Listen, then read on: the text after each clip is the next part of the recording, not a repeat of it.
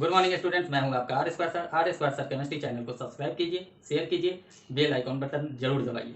Chapter इस पर जो अपलोड किया जा रहा है, चैप्टर का नाम है पी ब्लॉक एलिमेंट। सीरीज में डाला जा रहा है वीडियो 1, वीडियो 2, वीडियो 3 कर। इसमें पी ब्लॉक एलिमेंट का कंप्लीट थ्योरी दिया जा रहा है, जिससे आप घर बैठे स्टडी कर सकते हैं।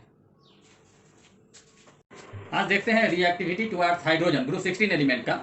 तो ग्रुप 16 एलिमेंट में हम देख रहे हैं क्या H2, H2O, H2S, H2AC और H2T। यहाँ पर बॉन्ड खींचते हैं तो ये बॉन्ड हुआ। यहाँ पर लोन पेयर इलेक्ट्रॉन की संख्या कितनी है? 2। हिब्रिडाइजेशन क्या होगा? तो हिब्रिडाइजेशन के लिए 1 2 3 4 हिब्रिडाइजेशन होगा sp3। But presence of lone pair electron यहाँ पर LP lone pair electron repulsion के कारण क्या होता है? इसका बॉन्ड एंगल डिक्रीज कर जाता है और शेप भी डिक्रीज कर जाएगा। शेप हो जाएगा क्या? V शेप्ड, एकदम याद रखिएगा। और बॉन्ड एंगल 109.5 डिग्री से घट जाता है, तो इसका बॉन्ड एंगल 104.5 डिग्री कितना हो जाता है? 104.5 डिग्री हो जाता है। कारण क्या दीजिएगा?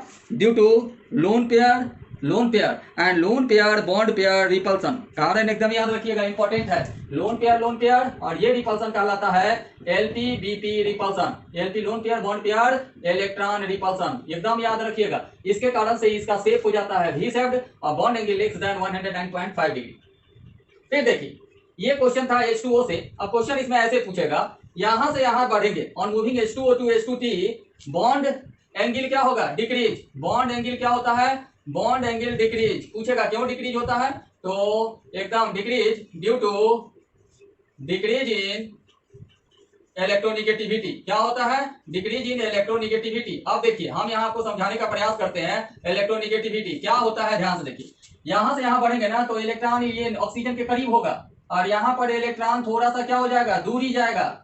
और यहाँ बॉन्ड पेयर इलेक्ट्रॉन और दूर जाएगा और यहाँ पर और दूर जाएगा। तो यहाँ पर क्या होता है ना, रिपल्सन का मान क्या हो जाता है? डिक्रीज कर जाता है। रिपल्सन डिक्रीज करता है तो बॉन्ड एंगल डिक्रीज करता है। और रिपल्सन डिपेंड करता है bond pair electron. Bond pair electron central atom के करीब होगा तो रिपल्सन क्या होगा? ज्यादा होगा, क्योंकि डिस्टेंस क्या हो जाएगा? कम हो जाएगा। तो एकदम याद रखिएगा, bond angle decreases due to the decrease in electronegativity. एक लाइन का आंसर है। सेकंड देखिए, बॉन्ड लेंथ, हर एक टर्म को देखते चलिएगा।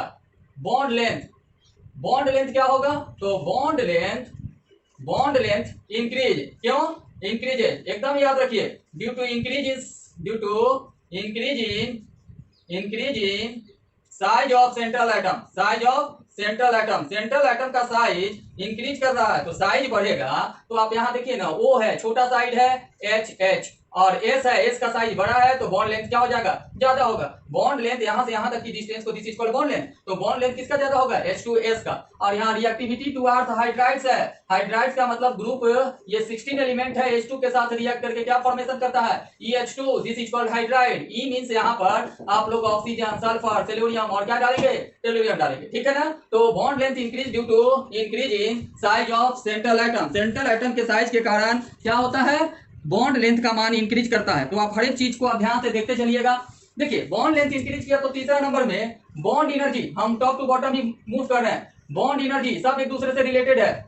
Bond energy decreases. क्यों डिक्रीजेज? तो एकदम याद रखिएगा, due to increase in bond length. Bond length बढ़ेगा, इंक्रीज इन बॉन्ड लेंथ। हमेशा याद रखिए कि यदि कोई लंबा लकड़ी होगा उसको आसानी से तोड़ सकते हैं, ब्रेक कर सकते हैं, पर यदि छोटा लकड़ी होगा तोड़ने में कठिनाई होगी। तो यहाँ बॉन्ड लेंथ इंक्रीज किया तो बॉन्ड एनर्जी का मान क्या होगा? डिक्रीज करेगा। मतलब आप एकदम याद रखिएगा, बॉन्ड एनर्जी प्रोपोर्शनल होता है 1 bye bond length. Bond length का मान यदि बढ़ेगा तो बॉन्ड एनर्जी का मान क्या होगा? एकदम घटेगा। यहाँ पर आपको कहीं भी दिक्कत नहीं जानी चाहिए, कोई दिक्कत नहीं है यहाँ तक। अब देखते हैं एसिडिक कैरेक्टर। देखिए यहाँ पर एसिड कौन सा होता है? तो एसिडिक प्रॉपर्टीज, एसिडिक कैरेक्टर क्या होगा? तो एसिड कहते हैं जो H प्लस रिमूव हो, H प्लस क्या करे? लॉस करे, this is called acid. H2O H plus में कन्वर्ट हो जाए, जिसे यहाँ देखिए H2O H प्लस दे, क्या दे? H प्लस और OH माइनस। यहाँ H प्लस देता है, this is called acidic in nature. तो H2O एम्फोटेरिक नेचर होता है, मतलब H प्लस और OH माइनस दोनों देता है। बट H प्लस दे, जैसे H2S के कंडीशन में देखिएगा H2S H प्लस डोनेट करता हो HS माइनस, यहाँ पर एसिडिक नेचर का होता है। तो जो जितना जल्दी H प्लस दे, H प्लस जितना जल्दी दे तभी देगा जब बॉन्ड एनर्जी कम होगा। यदि हम माचिस जलाएं और H प्लस निकल जाए, this is called acidic in nature, मतलब बॉन्ड जितना जल्दी ब्रेक कर जाए, अर्थ ये है। तो एसिडिक कैरेक्टर क्या होता है? On moving top to bottom H2O to H2T, acidic character increases कारण एकदम साफ है, इंक्रीजेज ड्यू टू, कारण याद रखिए, due to decrease in bond energy. क्या होगा? डिक्रीज इन किस चीज में? Bond energy. बॉन्ड एनर्जी का मान डिक्रीज करता है, जिस कारण से एसिडिक कैरेक्टर क्या होता है? इंक्रीज करता है। कोई दिक्कत नहीं है यहां तक। अब आइए थर्मल स्टेबिलिटी। थर्मल स्टेबिलिटी क्या होगा? थर्मल स्टेबिलिटी ध्यान से देखिएगा, थर्मल स्टेबिलिटी माने हीट करे और स्टेबल हो, तो थर्मल स्टेबिलिटी डिक्रीज है, नीचे की ओर डिक्रीज करेगा। क्यों डिक्रीज है? ड्यू टू किस कारण से?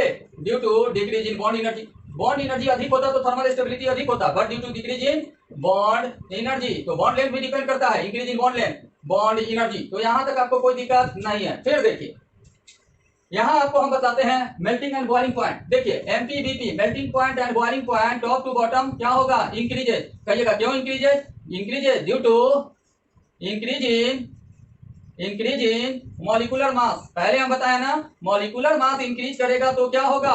मेल्टिंग पॉइंट बॉइलिंग पॉइंट क्या होता है? इंक्रीज करता है। पर यहाँ पर क्वेश्चन बनता है, यहाँ स्टार क्वेश्चन है, boy MP and BP of H2O is more than H2S। कारण क्या? तो यहां याद रखिए, due to formation of H bond, due to formation of H bond in H2O। H bond आप लोग को पहले बताया, H बॉन्ड इन H2O में H बॉन्ड का फॉर्मेशन होता है, HOH, और इस पर पार्शियली पॉजिटिव, इस पर पार्शियली नेगेटिव एट्रैक्टिव फोर्स लगता है, दिस फोर्स इज कॉल्ड क्या? H bond. तो इस H बॉन्ड के कारण क्या होता है ना, H2O का मेल्टिंग पॉइंट और बॉइलिंग पॉइंट क्या हो जाता है? अधिक हो जाता है। तो एकदम आप याद रखिएगा, ये इंपॉर्टेंट क्वेश्चन के अंतर्गत आता है। एसिडिक नेचर में हमेशा याद रखिएगा, H2T मोर एसिडिक देन क्या? H2O। ऐसा मत समझ जाइएगा कि H2O मोर एसिडिक होता है, तो याद रखना है। और एक इससे सबसे ज्यादा इंपॉर्टेंट क्वेश्चन है क्या? H2O is liquid but H2S is gas। Why? पूछेगा, due to formation of H bond, एकदम याद रखिएगा, formation of H bond in H2O। बस यही कंडीशन है इसके लिए कि H2O क्या होता है? लिक्विड में होता है। यदि आज H बॉन्ड नहीं होता तो हम H2O को सूंघते, पीते नहीं, पर H बॉन्ड का है, इसी कारण से हम शराब को, इथेनॉल को H2O में मिलाकर पीते हैं। यदि H बॉन्ड नहीं होता तो इथेनॉल भी H2O में नहीं मिलता। तो ये कंडीशन, दवा का फॉर्मेशन होता है जिसमें अल्कोहल मिलाया जाता है, तो ये खासियत है H बॉन्ड का, तभी अल्कोहल वाटर में क्या होता है? मिक्स होता है। आप अच्छी ढंग से समझ गए होंगे, पूरा कंसेप्ट था। आप जल्द से जल्द R² सर केमिस्ट्री चैनल को सब्सक्राइब कीजिए, शेयर कीजिए, बेल आइकन बटन को जरूर दबाइए। धन्यवाद।